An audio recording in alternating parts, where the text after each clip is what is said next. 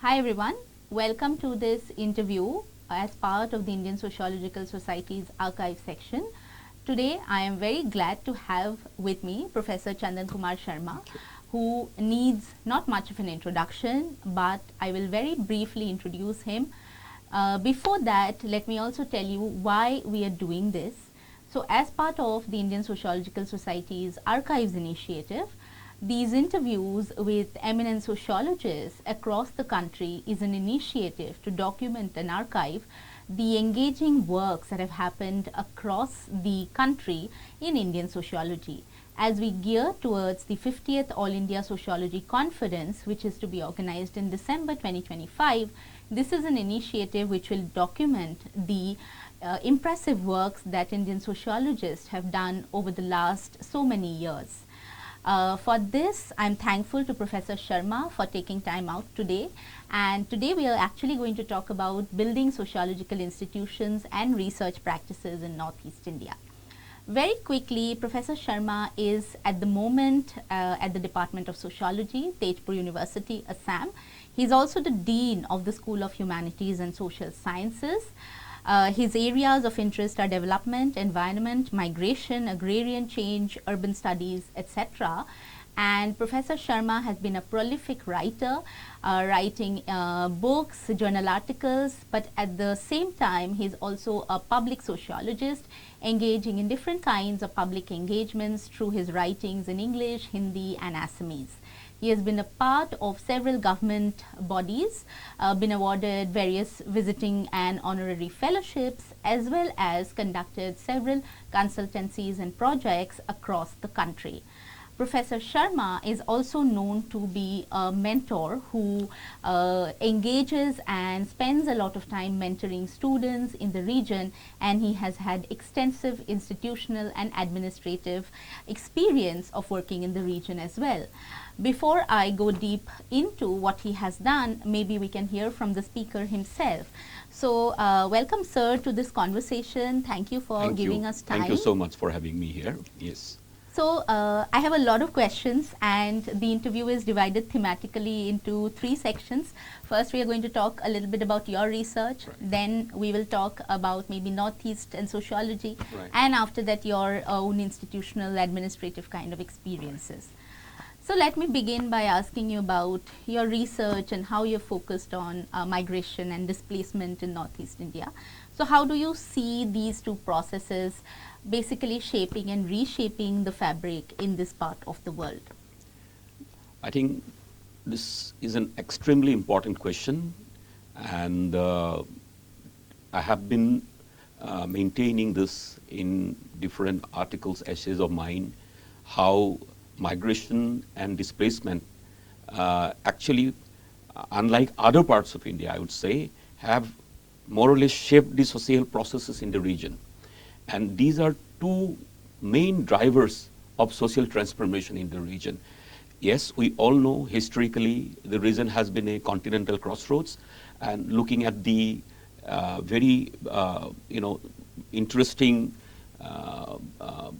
geopolitical position of the region, and how we can see how different communities, groups from different directions traditionally crisscross this region. Many of them have settled in the region. So this is a historical process, and although historically speaking, and even to the last century, many of the tribal indigenous communities have been shifting cultivators, kept migrating from one place to the other. So these are all part of the traditional societies in the region. But at the same time, what happened after the advent of colonialism in the 19th century, we saw large amount of people coming from outside and settling in the region. While earlier migrations took place over a long period of time, and that kind of migration was more incremental in nature, now this migration was large, massive.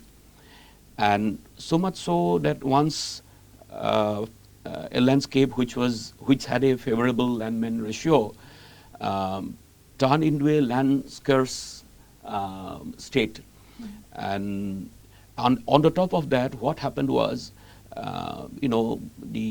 we have to also understand the nature of this region, geomorphological structure of this region, which is a highly seismic area, and the region has experienced many massive earthquakes over the years.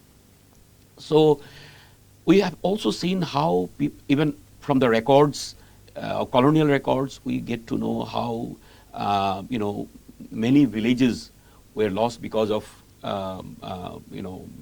earthquakes, and how habitats became swamps in no time because of earthquakes, and people had to migrate to other places. And of course, they have established new societies and shaped or reshaped existing societies in other areas. So this has been a process which has been going on, migration and displacement both. But what happened after the region got turned into a land scarce area, there was not enough space for people to migrate, and the existing forest lands, for example, which under the forest conservation regime was now it now became a property of the state. People simply cannot go and settle there, although many people have done that and also got evicted at different points of time. Both indigenous population as well as people who came from outside, they have also settled in such areas, but have also faced eviction over a period of time. But what happened was, much later, I think this is more a kind of, while this has been going on traditionally, historically, post-independence, we see two major things which are contributing to displacement. Migration, of course, and displacement, how it has increased over, after, say 1950 or so. Of course, 1950, we experienced in Assam and Northeast a major earthquake. Many people were displaced, but there was not enough land for them to go and settle. So many people, especially from eastern Assam, went and settled in existing river beds. Of course, in Assam, rivers are meandering. This natural process is very important to understand while we study Northeast. And so, because forest regimes would not allow them to settle in forest areas, although many people did, that is also a major conflict today, cause of major conflict. But many people also settle in the existing riverbeds, especially in the upper Assam region. So these people today, persistently are facing flood and erosion, and also getting displaced. And I have met communities, people who have been displaced for many times, actually, unbelievable. And the other thing which I think contributing today to displacement is the development process, especially the development taking place in the in the hilly region. Many people practicing shifting cultivation there also are getting displaced because land for Zoom is shrinking. And so while land for Zoom is shrinking, they are also shifting to other areas. And those people who are not shifting, they are using the same area for Zoom again and again without that area getting replenished.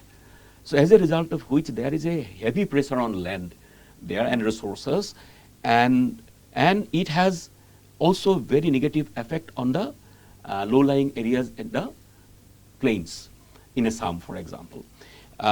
So as a result of which, we see a lot of people in the plains today, you will see, are getting sandcasted.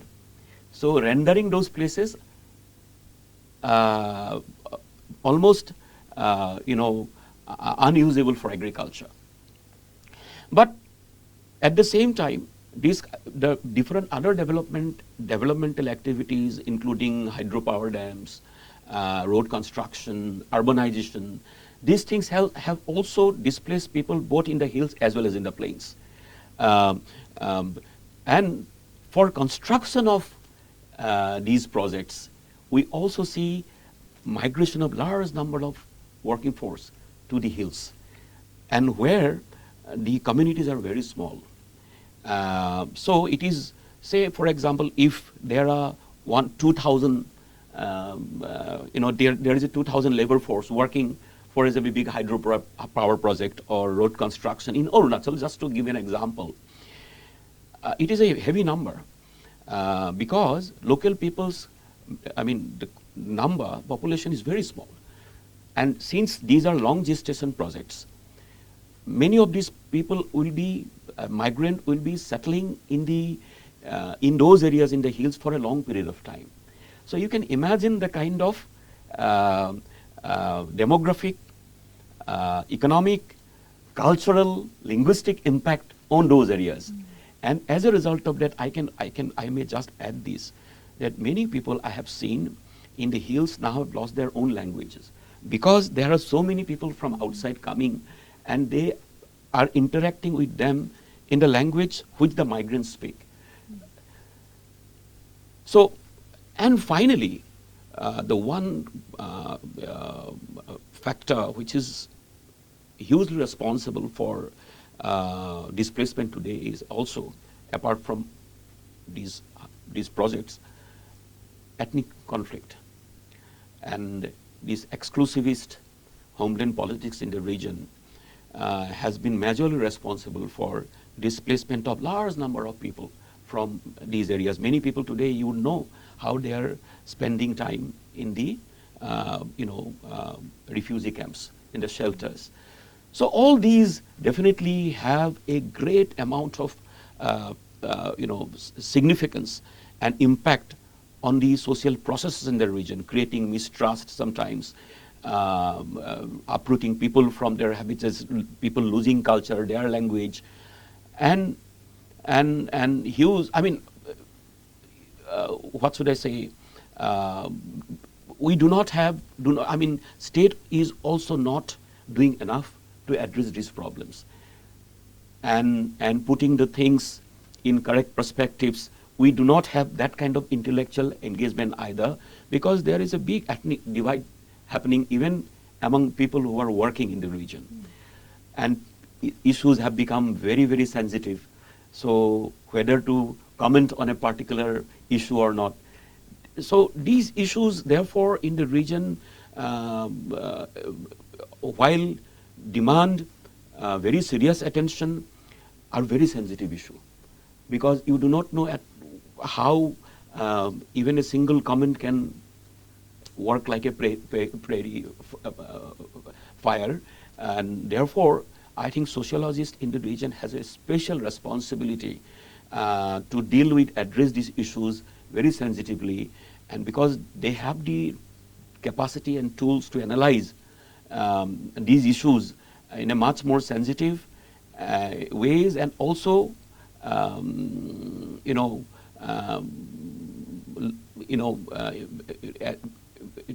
taking into account different segments of people and groups that are also involved. They are the stakeholders of this social process.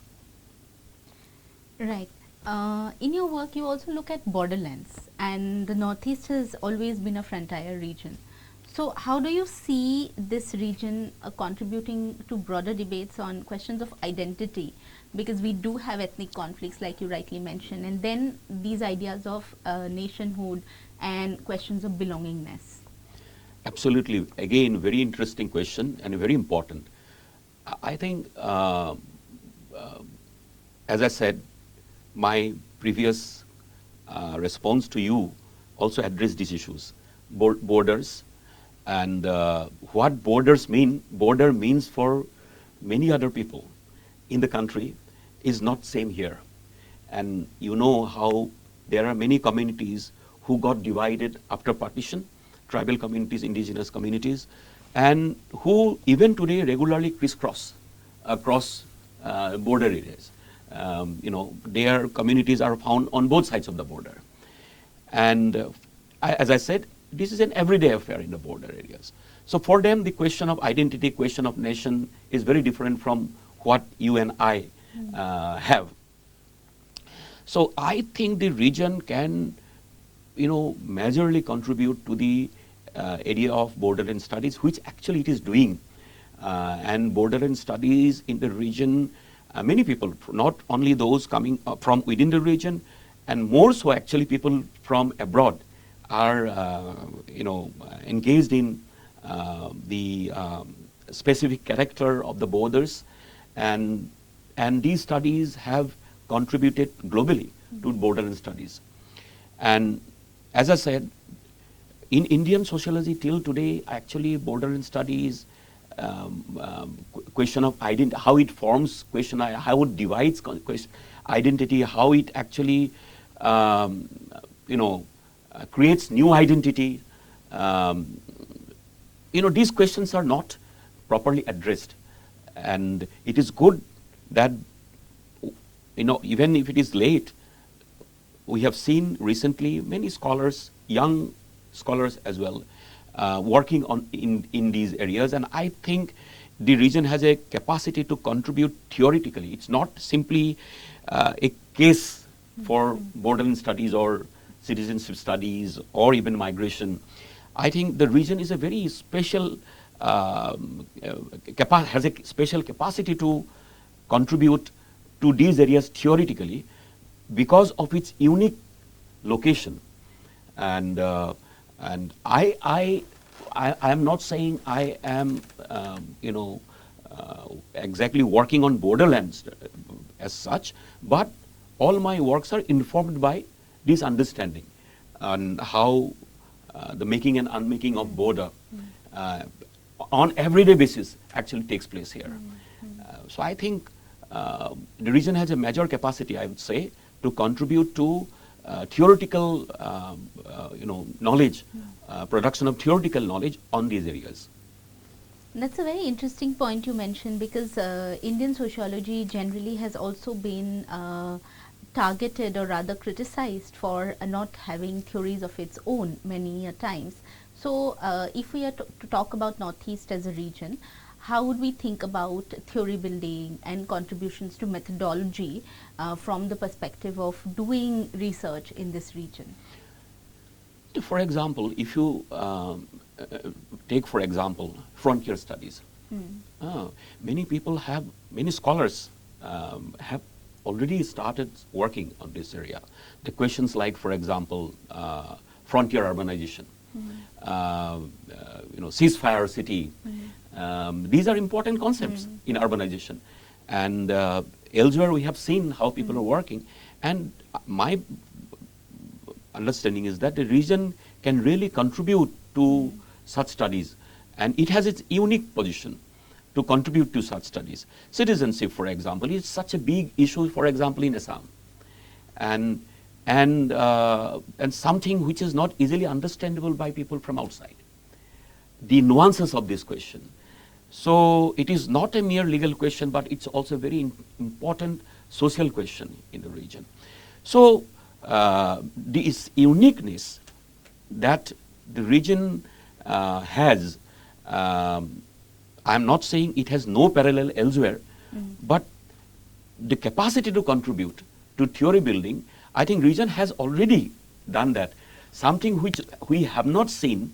I have seen scholars coming from abroad working and building their own theories on the region, on concepts like, say, for example, frontier urbanization is one.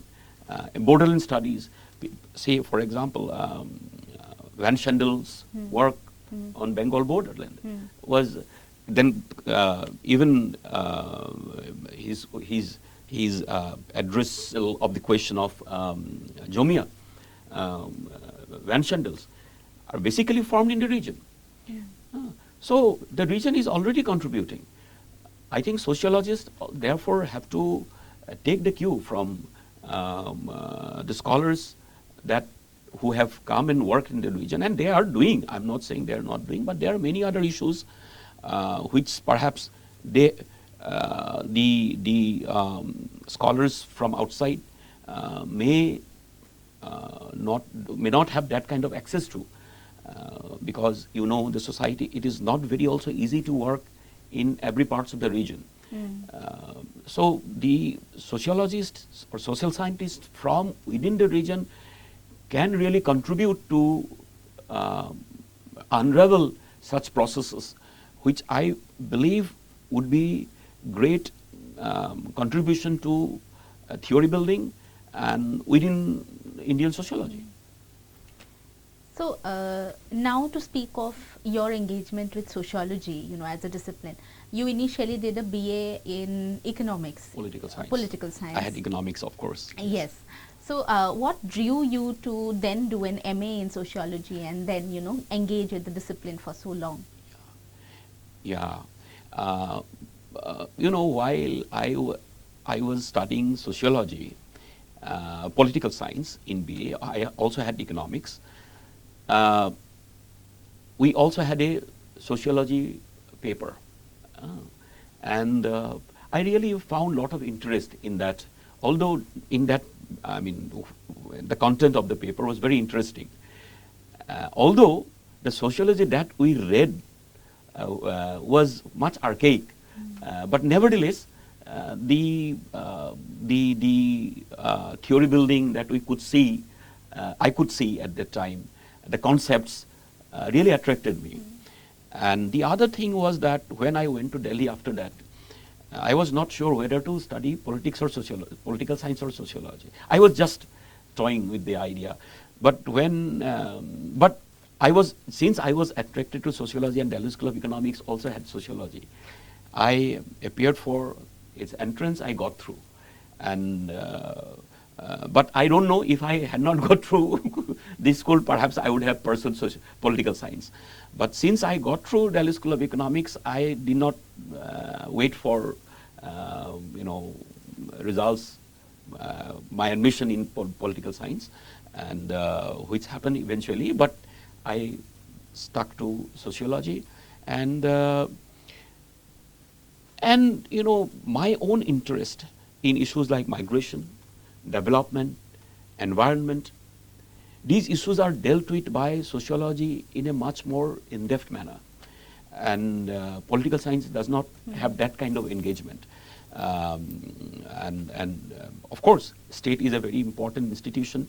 I am also interested in that, but for example, for our own region in the Northeast, these important issues like, as I said, migration, development, environment. Environmental sociology was not yet very strong. We didn't have a paper then. But I was very much interested in that. I don't know why. I don't remember actually why, but I was very interested. And so the interest in these areas then actually also worked towards my own, the continuous engagement in sociology, although I did not do my MPhil and PhD in these areas. Although all these three had its own parts to play in social movement in the region. So basically, I did my MPhil in agrarian structure and peasant unrest in colonial Assam. Pre-colonial and colonial Assam. And I did my PhD on the Bodo movement, which is sub-nationality movement in Assam. And at that time, 60s, 70s, 80s, 90s, these were the days of these nationalistic, sub-nationality movements in Assam. So, as a sociologist who was interested in the social processes in the region, I thought why these movements are taking place, the impact of it, how different sections are impacted by these movements, and what is the role of the state in triggering such movements, because there are a series of movements, and how the kind of its bearing on the social formation in the region, how it got affected, and new relations were also formed it led to many of the issues that you have mentioned, migration, displacement, and in Assam, the whole entire process of quote unquote Assamese nationality formation. So these were the questions which actually attracted me very much, and why then I did my PhD on Boro movement. And all these issues were embedded in my study. And of course, in course of time, you will see how I again shifted to issues like development, then migration, conservation, infrastructure building. So these are all interrelated. And actually, so I have seen in the region, the issues are so much interrelated that when you develop an interest in one area, you cannot simply confine yourself to that area only. And you will inevitably move to other areas. And the other reason why it happens is that not too much of work has been done in these areas. So my interest actually was, of course, I could have focused only on one area, but I didn't do that. I thought it is important to produce studies on these different areas of societies in the region, so that future researchers find it easy, find some reference point to start working on these areas. That was actually my aim, and this is also the inspiration that I have to work continuously in the region. So when you started, at that time we didn't have this boom of sociology in India, in Northeast India, yes, or in Assam, to be specific. But now I see that there are a lot of young people who are going outside the state, even abroad, to do sociology degrees. True. So how do you see this evolution in terms of, from your time to this period, in terms of how the sociological trajectory in the region has shaped? Yes, that's again very interesting. And in fact, when I came back from Delhi, and I came back from Delhi deliberately actually, because I wanted to work in the region and teach in the region. My teachers also didn't like me leaving Delhi, but I thought I should come back and work. That was my own, what should I say, volition. On my own volition, I came back. Yet at that time, there was only two universities. One is Dibrugarh University, the first university in the entire region to have sociology in the 1960s. And the second was Nehu. And then, of course, Assam University started sociology, Nagaland University. So in mid-90s, 94 around, yes. And then Guwahati IIT came, humanities and social sciences. Although sociology came a little later, but people started joining. And in Tezpur University, I was the founder of the discipline. At that time, people didn't know much about sociology, as I said. And in Assam, there was only Dibrugarh University, which had a department of sociology. Although in Upper Assam, Eastern Assam, there are some colleges which had sociology. But the subject did not move towards Central and Western Assam. But after we had sociology at Tezpur University, located in Central Assam, that helped and that attracted students from different parts of the region, not only from Upper Assam, Eastern Assam, but also other parts of Assam, and also outside the state, entire region initially, and now we have students from outside the region, northeastern region as well. I think one thing which helped, subsequently, I was also involved in, the development of the discipline in other, or creation of the discipline in other institutions, and making their syllabus and all that. But what I saw was eventually there is a great interest. Now even all private universities more or less in Assam all have sociology. The model colleges now have sociology. And but when I studied started sociology department at Tezpur University, not many people knew. But I think what helped, one thing which helped in popularizing sociology, apart from many other things, was that the public engagement of people like us. And because we were involved to some extent politically, of course, and then I used to also write, and I was also part of many civil society initiatives. And so earlier sociologists were not involved in these issues. And then I could see that there was a new interest. Oh, sociology can contribute. A sociologist is there. And people started calling me, I mean, important people, you know, they want their children to also pursue sociology. That kind of thing started happening. And when I went to Delhi, there are not too many students doing sociology in Delhi. So now we can't, now entire region has so many departments. In Assam, all universities more or less, IITs, then TIS, Cotton University, Guwahati University, every department. And I am happy to tell you that I am involved in the process of making syllabus, etc., of most of these departments, and including recruitments.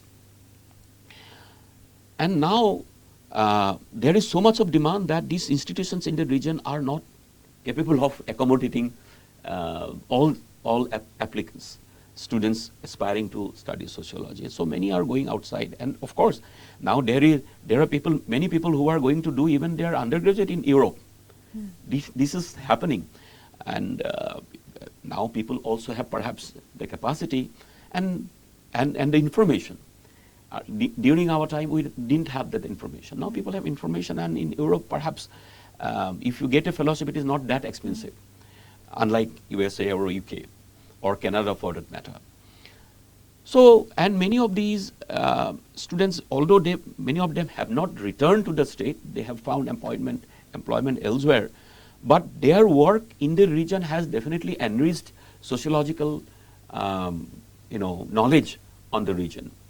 And some of them have also come back, and not only from abroad but also from Delhi, they have come back and started doing teaching and research, doing research in the region. I think there is this, therefore, I would say, you have used the term boom. There is a boom, no doubt about that. And sociology as a discipline, I think, will be enriched thereby. But only thing is that I am also sometimes concerned about this proliferation of the discipline and the colleges. And I tell my own students and others that this proliferation is one thing, but keeping the quality standard intact is another.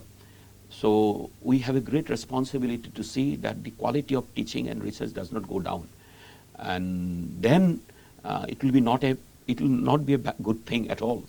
And so there is a special responsibility, not only for the universities teaching sociology and colleges teaching sociology, but also not to take it lightly, because this is just the beginning. And so sociology has been started where even economics and history are not started, even political science not started in many colleges and universities, but sociology has been started. So we also therefore have a great responsibility to see that the resources are utilized properly, and the quality of teaching and research does not go down, and actually it has to go up. That is the responsibility of the new generation of sociologists teaching and working in the region. I have some questions related to this. So one is that you have been an institution builder. So how do you look at challenges that you face, particularly let's say in Tezpur University, which has been more or less a technical university, and how do you do sociology in such a setup?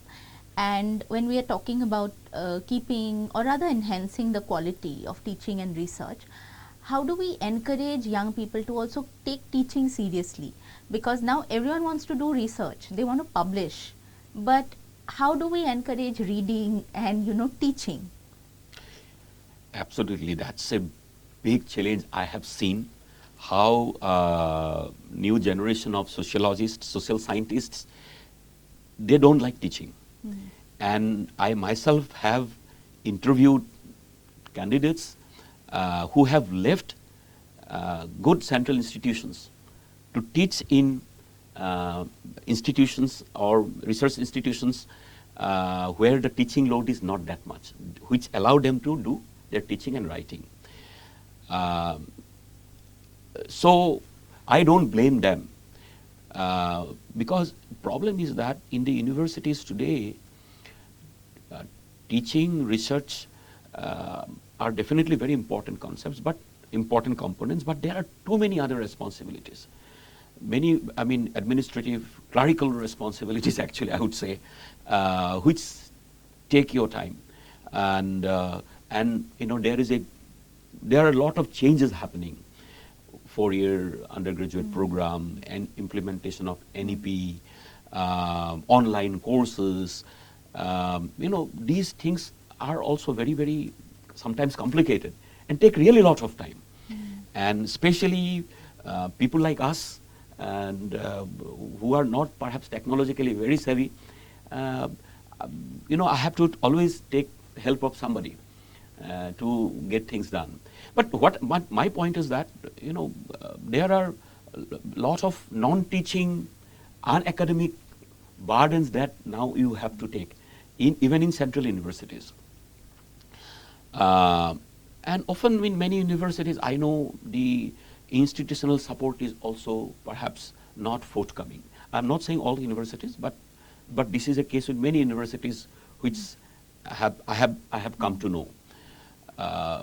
And so when we talk about universities, we only talk about teachers. But what about the support staff? And unless they do support, unless they understand the importance of teaching and research, and unless they give adequate support to the teachers, then it's very difficult. And the institution definitely will go down that way.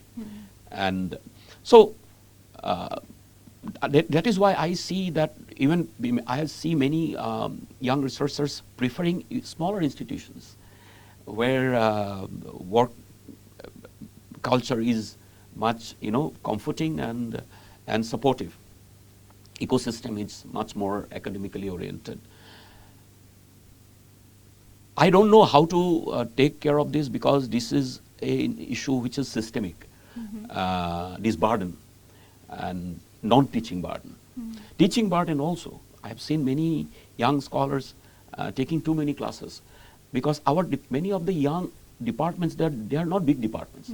They are smaller departments, but there has been so much of teaching load that they find it very difficult, these are facts, difficult to balance between their teaching and research. So this is a much larger question which I think we have to deal with. But I think because in say for example central institutions like Tezpur University, yes, we have also a lot of teaching load, and research now perhaps cannot be a individual affair. You have to collaborate. Collaborate within the institution, or maybe collaborate outside with scholars from outside. Otherwise, you would not find that kind of time. So that is one, I think, way to do it. The other thing is that we can also collaborate with different science technology departments. And this is also the age of multidisciplinary studies, and which is promoted. But real multidisciplinary research is not taking place. So I think in what, say for example, in a relatively smaller university like us, although our university is known as technical university popularly, but it is not a technical university, so to say. We have many humanities and social science departments. in fact, humanities and social sciences, science departments will today outnumber science and technology departments in our university. But yes, we do not have, important social science disciplines, which would have perhaps helped us greatly in doing collaborative research. But here in our university, I know departments of humanities and social sciences are also doing collaborative research, multidisciplinary research in science and technology departments. So this is also one, I think, advantage of, while I say, I admit that not having too many social science departments, because sociology is the only basic social science departments here, and that too started because I was there. But we are hoping that some other social sciences would also come soon to our university. But not having them was definitely has been a kind of challenge. But at the same time, the possibility of multidisciplinary collaboration, the available ecosystem in our university has also been a kind of, what should I say, helpful kind of thing for from the point of view of a social scientist, sociologist. I can engage with, say an environmental scientist. I can engage somebody from civil engineering. Say, for example, I work on, infrastructure, the impact of it on environment. So on design, whether the design is really faulty or what change could have been perhaps, perhaps inducted into the design of that particular project. So you get a lot of insights from your colleagues from across different disciplines and across science and technology. I mean, collaborative research is one thing, but even your day-to-day conversation also can give you a lot of insights about your own research, how to go about it. Right. So, we were speaking about role of sociologist and how we should write also for public, engagements. At the moment, I see that even the International Sociological Association is calling this century a time for sociology. And they are also pitching it as a time for sociologists to do things. So you have been writing in languages like Hindi and Assamese along with English. How do you see the young sociologists, particularly from this region, engaging with these public issues? And what should be the way to also disseminate sociological knowledge into wider public? It's a wonderful question, actually. Yeah, I have been writing in different, actually I'm basically bilingual author. I do write in Assamese and English, and of course my columns are also published as op-ed articles in Hindi national newspapers, but these are translated basically. But I get lot of inputs from the articles that I publish in Hindi, because I have not seen, I have been told that nobody from the region have written articles in Hindi. Therefore, many of the issues that I write about the region for people from the Hindi heartland, earlier it was not, they could not access this kind of information for general people, common people. I'm not talking about people who read English newspapers and all that, because that number is not too big. So that way, that has been very rewarding. And that is the, I think, significance of writing in the languages, and I also write in Assamese. My columns and other articles, I write in Assamese as well. And I have seen that this is very important. And, as a sociologist, if I caught some attention in the region, it's not because of my academic writings. That is because of my writings in Assamese as a sociologist. So I could write I wrote these articles from a sociological viewpoint. And that caught the attention. And so that has been really rewarding. I must admit that. But what has happened with the new generation of sociologists, and this is not something which is peculiar to Assam. This is endemic. It's a national issue, and it is not a national issue. Actually, it is a global issue now, because the new generation of scholars, they are very bright. When I go for interviews, etc., I find that the new generation of sociology scholars, they are very bright, but they hardly have any kind of engagement with local issues. I'm not talking about their research areas, but what is happening elsewhere. Say, for example, in the Northeast, you are doing research in Northeast, but Northeast is not Assam or Arunachal or one state or one district. It's hugely diverse. So, and in Northeast, every research that you do, you are at the same time both an insider as well as an outsider. So it's a very sensitive, very rich, very diverse, and very challenging area for research. But issue is that many of our young sociologists, they are not aware of their region properly, and therefore not sensitive enough for, say, when they comment. I have seen a good researcher, but in their public comments, they are insensitive. If they knew about the nuances of those particular issues, they perhaps would not have commented like that. And this, I think, has happened because of this. The fault, I think, lies with our education system as well. The objectification of our knowledge. Objectification, writing short questions, and people nowadays cannot write long essays. Up till your graduation, you hardly write long essays. So students who are very good in communicative English, they are not good in cognitive language, which is very important in knowledge production for academic engagement. So that is not happening. They don't read newspapers. And so I always tell my students that they should read both the local newspaper, national, and if possible, an international newspaper. I mean, nothing called international. All are national newspapers perhaps, but the newspapers which are internationally recognized, people read those newspapers. A national newspaper, and also one newspaper in the vernacular. Because the more global, more national you become, the local issues disappear. So, say for example, in Northeast or in Assam, for example, this is the question I ask in every class. First class, my first class will be like, tell me where this area is located.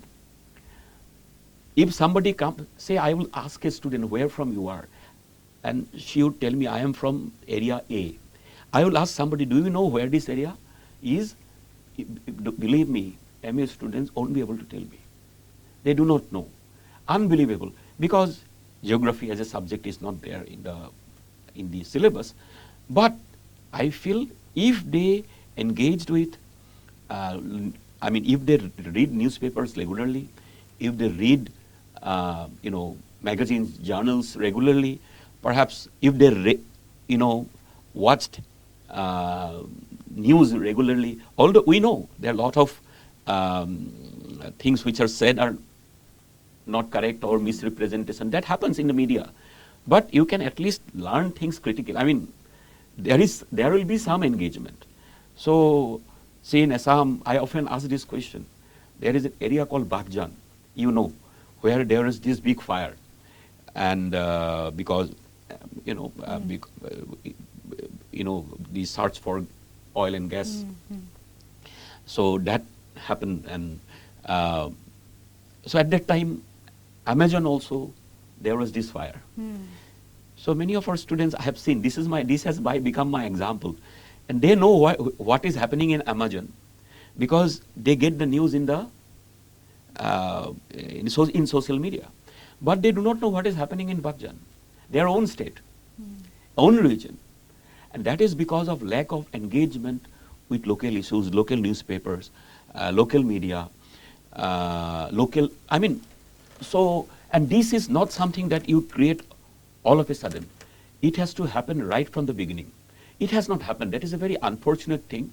So at my level, when I find my students, say for example PG level, or even my PhD students who come newly to join me, so I always ask them to read newspapers regularly. Not only regional, local newspapers, but also national newspapers, and read books to sensitize oneself. Without that, merely with knowledge of the academic text, you go to research in a particular area in Northeast, you will not be successful. You will not understand the nuances of these issues, and you will not be able to actually also engage with the people. Right. One question that I also had is, how do you see the role of professional bodies like the Indian Sociological Society in promoting sociology as a discipline? I think Indian sociology, it's very important. It is very important, and Indian Sociological Society and also regional sociological bodies in India are serving as great platforms to bring in sociologists together, and this is very important. And this only through Indian Sociological Society that I know a sociologist from Tamil Nadu or Kerala or Kashmir or Rajasthan or Gujarat, right? And he also knows me personally, or she also knows me personally. So this is important, but it is also a platform for intellectual dialogue. It has given us that platform. For example, that you are interviewing me to, and we are in a conversation. It is also facilitated by Indian Sociological Society. And I think, yes, while these conferences, annual conferences have been going on for quite some time now, more than 60 years, I think. This is going to be the 50th All India Sociology Conference. In terms of years, in terms okay. of years, total Right. years, right? And so bulletin was published in 1950s, right? So, but the coming together of sociologists and this kind of interaction, I see a new effort, initiative to strengthen that, and which is a very good idea. And we, unless we get to know about what the others are doing, what about their research, each other's research, actually, journals do not have that much of scope. In a whole year, how many journal articles you read from Indian sociologists? But when you meet them in conferences, when you get to hear them about their research through other media, then it becomes much easier. I think, yes, these days the whole digital revolution and transport communication development, development of that network has also helped us in a great way to come together. I think Indian sociology's role as a facilitator is very, very crucial there. I think without that, this kind of interaction would not be possible. Right. So, as we come to the end, I have one last question, which is about how would you think about giving some kind of advice to a very new sociology aspirant, someone who wants to do sociology because they see that this discipline can shape, the next few decades or so. So, what would your, advice be? Yeah, people are talking about this century being century of sociology. I think also because of the social problems that we are going to face, and this century will be very, very challenging. I think almost defining century for I think the existence of the human race, if I can put that way. But sociologist, as you all know, it's a critical discipline, and so it is very important to have this sensitivity about different segments of the society. That is what a sociologist do. People talk about intersectionality, but in simple language, I'm talking about your sensitivity about different segments of people, their role in the in the formation of a particular society. I think if you do not, if you are not sensitive, then you cannot understand their nuances of their issues. You know, what they want, their problems, their challenges in correct perspective. And to be sensitive about what, about these communities, these segments of populations, we have to read about them. We have to think about them. You know, and that is why I think, you know, reading a newspaper. I'm not only talking about news feed. I'm talking about a newspaper. And a newspaper generally, and even local newspapers, it is state level newspapers, it will always expose you to different areas, different parts of the state, and different problems that the communities, societies in those areas are undergoing, are facing. Otherwise, sitting in, say, for example, in a capital city, I will not know what is happening where. And this is true. And I see many, you know, experts in Guwahati, for example, or in Delhi, for example, they do not know much about Northeast. And many experts sitting in Guwahati, for example, do not know much about other regions. And this is, I think, happens because of lack of engagement. That is bookish. I mean, from your academic text, then you come to the newspapers, your constant engagement with communities. You go somewhere, I see people only know the highways. They do not know the byways. My own interest is to know what is there beyond this highway. I always, even today, I go to many places. Many times, I do not go there to do some project. I simply go there. I'm traveling to some places, and then on the way, I said, oh, this is the area going to that particular place. So I will go. I will ask my driver, let us go. So I meet people there, and actually, to tell you the truth, that I have known much more things like that than doing any project or, you know, time-bound research. So this constant engagement with communities, talking to communities, trying to, you know, the eagerness to know about them, their sensitivity, the nuances of the issues is very important to become a successful, or to become a sociologist who can really contribute. And this I always tell my own students from the very first class. I am telling you here again, my students, when they watch this, they will know what I'm telling you right here. So this has been my constant refrain, that, you know, try to know people, try to know your land, try to know where you are going, and do research the people beforehand. Talk to the people and stay. You know, it's not that you go there one time and you have learned everything. It doesn't happen like that. Any books, even government reports, you know, government reports often may not be fully correct, but archival reports, which again might have colonial bias. You take all these, but at the same time, your own reflexivity. I think everything has to go together. Has to go together to make you or your work useful, insightful.